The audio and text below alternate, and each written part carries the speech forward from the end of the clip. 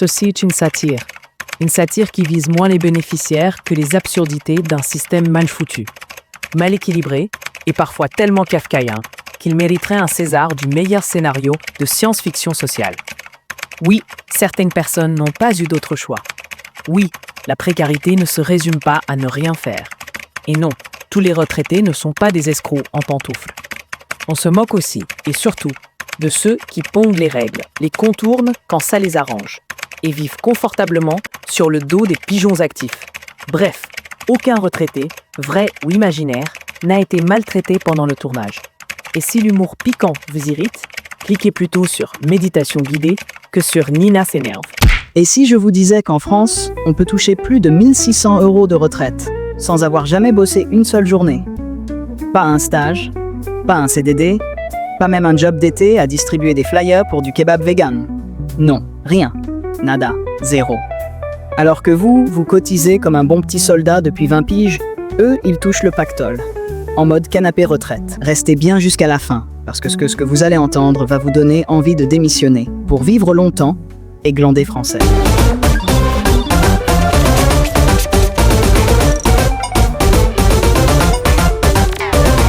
Ah, la France. Ce pays magique où tu peux partir en retraite avec 1 600 balles par mois, sans jamais avoir touché un balai, un clavier ou même un ticket resto. Encore une affaire qui prouve que la réalité, c'est du Kafka sous Xanax, avec en bonus une panse 5 étoiles. À l'inclusive. Et sans avoir transpiré une seule goutte, sauf peut-être en changeant de chaîne entre les 12 coups de midi et affaire conclue. Grâce à l'ASPA, l'allocation de solidarité pour les paresseux avertis. Pardon, les personnes âgées. On découvre qu'en vivant 65 ans peinard, en mangeant des BN et en regardant les autres trimer depuis son balcon, on peut décrocher le jackpot. Oui, madame. À condition, bien sûr, d'avoir eu l'élégance de ne rien foutre pendant 6 décennies. Mais en France. Parce que si t'as glandé à l'étranger, là, c'est plus compliqué.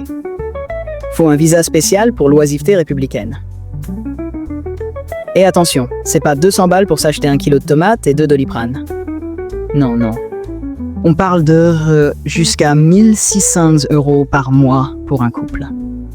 De quoi se faire un petit resto en terrasse pendant que le couple d'en face, lui, finit ses fins de mois au Lidl avec des tickets resto périmés.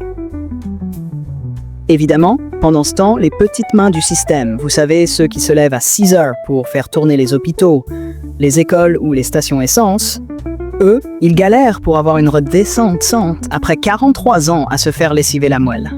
Mais chut, faut pas comparer l'effort à la récompense. C'est pas dans l'esprit de la République des aides. Et que font nos brillants dirigeants pendant ce temps?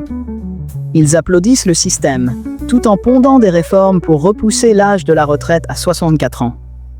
Sauf si t'es né sous Jupiter, avec une cuillère en argent et un CV vide. Au pays du mérite inversé, plus tu fais, moins t'as. C'est beau, comme un discours de Bruno Le Maire sous morphine. Faut dire que c'est pas la première fois qu'on marche sur la tête. Entre les députés à la retraite après 50 siestes à l'Assemblée et les sénateurs momifiés qui cumulent les pensions comme d'autres collectionnent les timbres, on est dans une série Netflix. Retraite, saison 57, épisode 4, les feignants contre-attaquent. Et après, on s'étonne que la jeunesse ait envie de partir.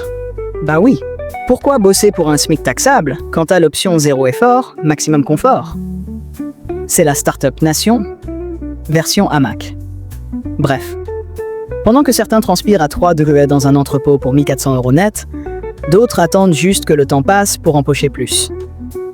La France est ce pays où le mot solidarité rime avec inégalité programmée et où travailler plus sert juste à financer ceux qui ont compris qu'il valait mieux ne rien faire. Allez, on vous laisse. On va préparer notre dossier pour l'ASPA.